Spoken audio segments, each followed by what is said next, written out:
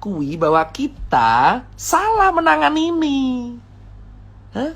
Solusi terbaik, saya sudah bilang, swab test gratis untuk red zone. Lakukan itu, kita punya anggaran.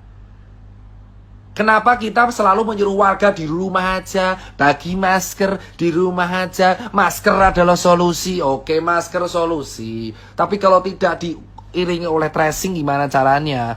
Untuk mencegah tracing harus mencegah penularan. Iye, penularannya ada di mana, bosku? Mau sampai kapan kita mengatur 270 juta orang dengan sebuah gerakan? Ayo bagi masker. Ayo bagi masker, jaga jarak. Ayo bagi masker. Lu mau sampai 1 abad gitu terus nyuruh relawan kayak gua gitu. Ayo Tirta suruh ke sana pakai masker, pakai masker, pakai masker, pakai masker, pakai masker, pakai masker, pakai masker, pakai masker, pakai masker, pakai masker, pakai masker, pakai masker. Hah? Ayolah. Please. Men. Lu nuduh gua bacot. Nih, saya bilang kalau saya bilang bacot, men. Saya 7 bulan di lapangan, men. Tahu di lapangan kayak apa, men? Men, saya lihat sendiri, men. Ini rapid menjadi syarat sakti, men. Kalau saya udah rapid, 14 hari saya kemana-mana tetap surat sakti ini berguna. Kenapa? Saya tahu, karena saya sudah mempraktekkan. Saya cek ini 14 hari yang lalu saya kemana-mana, lalu saya pakai masker, ngurus event, ngurus kemana, ngurus ke sana, terus saya kesini lagi, aman. Surat ini adalah ayam-ayam doang. Rapid test awalnya 600.000, sekarang menjadi 95.000, terus kemana duit lainnya?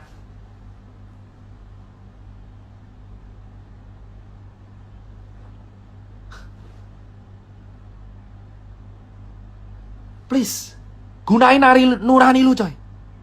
Hah? Lu semua harus bersuara, men. Faktanya, kita salah menangani ini, men. Alih-alih menangani swab test untuk dimasalkan ke rakyat secara gratis. Influencer pariwisata yang digas, gila. Ngehe, coy. Influencer pariwisata, jalan-jalan ke sana kemari, pakai duit rakyat, nginep di hotel terkini, sementara kita sengsara. Lu rela lihat orang pamer lagi selfie di tepi pantai mengatakan Bali keren. Lu foto di Seminyak, lu foto di Kuta. Lu lihat foto di daerah pantai, di daerah Kabupaten Badung yang PAD-nya turun. Dulu rapid 600.000, sekarang 150.000. Kemana lu bersuara? Apa karena lu mendapatkan bayaran yang sesuai dari uang rakyat? Lu berkata bahwa negara ini aman aja. Kita sudah lihat Omnibus Law. Banyak influencer yang dilibatin di Omnibus Law. Banyak influencer dilibatin di Omnibus Law. Kau yang belum baca pasalnya, baca pasalnya. Ngomong langsung pemerintah, sudah. Saya orang Rakjel. Saya sudah bicara ke senior, ayolah swab test digratiskan. Jawabannya adalah tetap edukasi, Mas Tirta. Saya bagi masker dari bulan Maret, April, Mei, Juni, Juli. Seluruh toko Susankar sudah bagi masker tiap hari. Dan kita bagi masker lagi gratis sekarang. Kenapa September kita mengulang kegiatan yang sama dari bulan Maret? Kau bicara influencer, men. Influencer semua dibayar untuk berkata bahwa negara ini baik-baik saja. Negara ini tidak senang baik-baik aja, bos.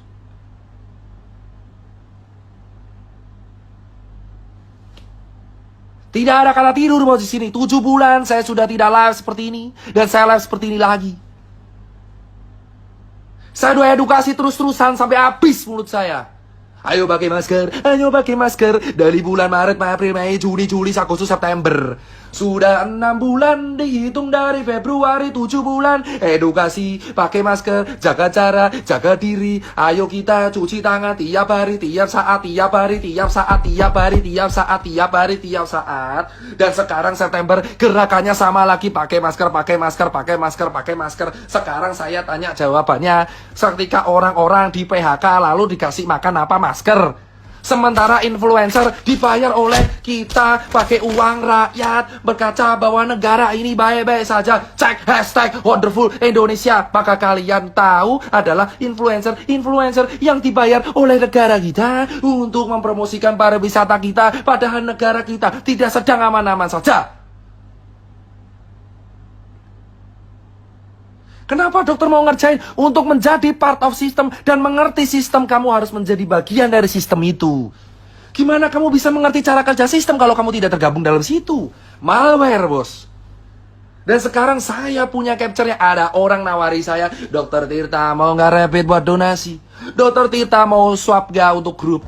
Dokter Tirta saya mau mobile PCR bisa diajukan nggak? Dokter Tirta saya jual APD, mau bisa dicarikan nggak? Dokter Tirta saya jual APD, tolong Dokter Tirta dicarikan. Dokter Tirta ini APD bagus banget, tolong dicarikan. Dokter Tirta donasinya masih ada, ayo tolong belikan APD, men. Kelar lu saya post tol.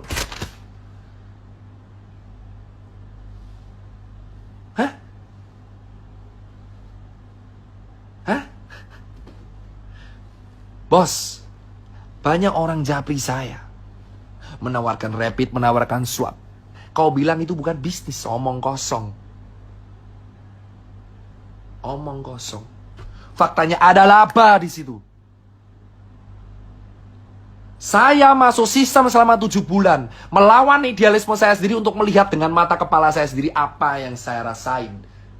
Gold standar dari penanganan COVID itu adalah test, tracing, treatment, titik. Dan kamu menyuruh orang stay di rumah tanpa kepastian ini mau makan pakai apa. Negara kita sekarang diumumkan resesi dan OTW depresi di akhir tahun. Bukan hanya depresi ekonomi, ini depresi otak, bos.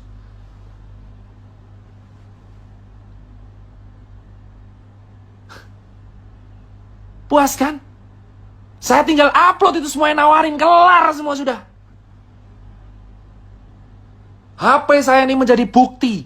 Sudah saya backup di laptop. Banyak orang menawarkan ke saya jual rapid, jual swab, jual sarung tangan, jual APD, jual N95.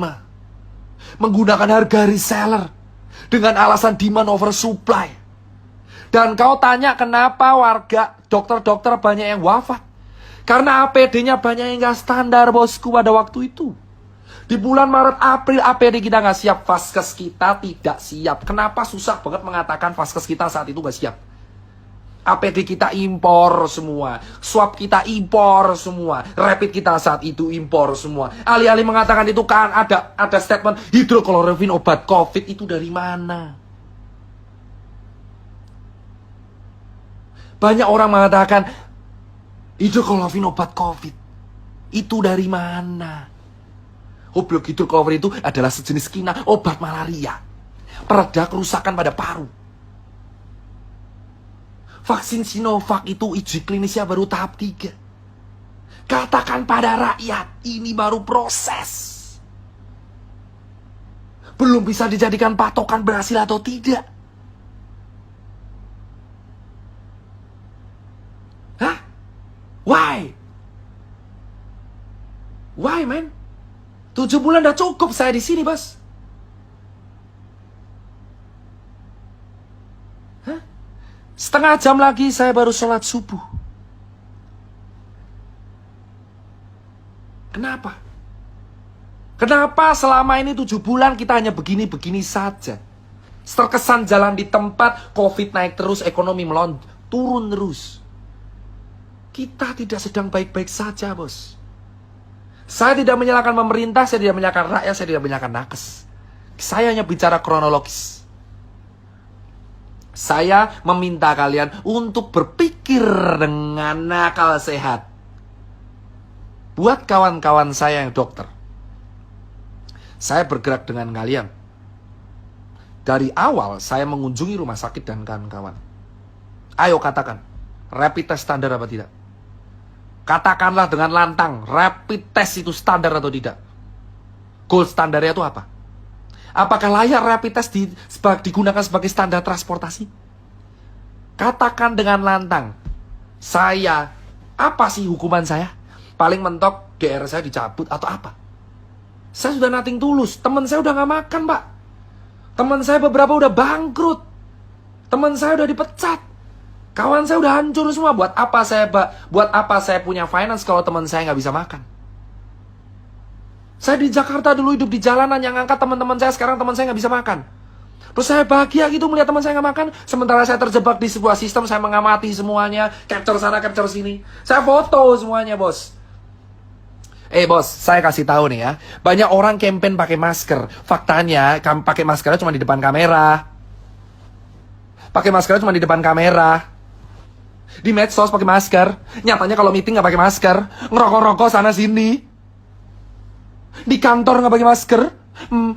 Habis makan nggak pakai masker. Semua orang menghujat angkringan di Jogja dan angkringan di Semarang. Tapi lupa mereka juga nggak pakai masker di kehidupan sehari-harinya. Pakai masker kalau cuma di razia Satpol PP. Pakai masker kalau kena kamera. Pakai masker kalau di medsos. Pakai masker kalau foto. Jangan munafik semuanya. Ayolah semuanya kita berteriak, bos. Banyak orang juga pakai masker kalau cuma di media sosial doang. Di post langsung pelan-pelan, bosku. Pelan-pelan. Sabar, relax. Ini baru pemanasan. Jika suatu saat Instagram saya hilang atau saya hilang, kalian udah tahu alasannya karena apa. Bos, kita nggak usah naik. Banyak orang nggak pakai masker di luar sana. Banyak orang nggak pakai masker di luar sana, bosku. Ya, sudah banyak orang tidak pakai masker, berpura-pura aman di depan kamera pakai masker, di belakang tidak. Ya, pakai masker kalau ketemu orang, kalau meeting dicopot maskernya. Lalu kita edukasi bersifat munafik sana sini, dapat makanan sementara teman kita sengsara sampai mati. Bos. Dan banyak teman-teman saya pengusaha yang jualan masker. Banyak teman-teman saya pengusaha yang pencitraan Young Money, yang pencitraan sana sini. Yang pencitraan Young Money, pencitraan sana sini. Pura-pura donasi padahal ujungnya jualan juga. Saya punya bukti. Orang donasi, besoknya jualan lagi.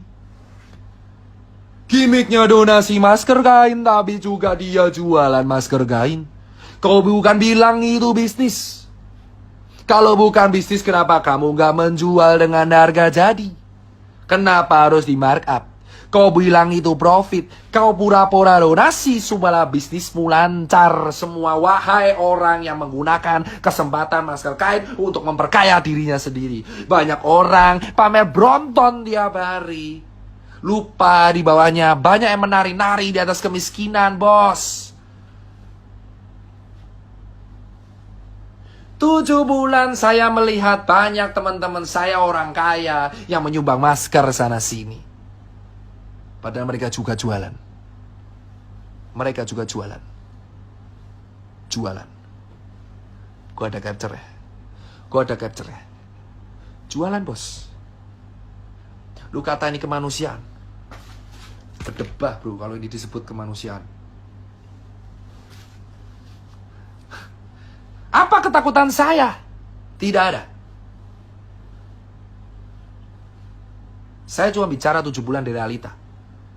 Saya juga pernah lihat penguburan jenazah. Saya selalu menganggap COVID itu ada. Kenapa dari Maret dianggap tidak ada? Kenapa kita menganggap ini aman?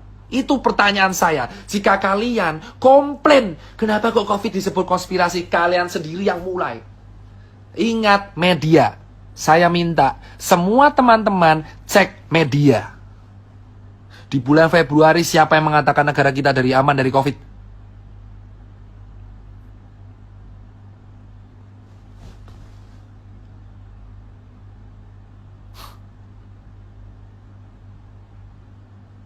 Di bulan Februari siapa yang mengatakan kita aman dari COVID?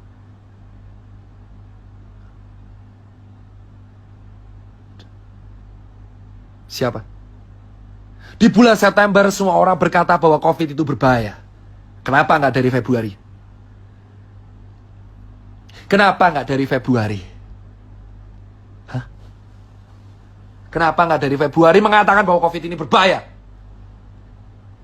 Kenapa di bulan Februari semua orang-orang penting mengatakan bahwa COVID tidak akan sampai ke Indonesia? Tapi di bulan September, semua tokoh-tokoh penting mengatakan COVID berbahaya, ayo di rumah aja. Esok tempe, sore dele. Kok kowe mencela-mencele malah nuduh aku tempe?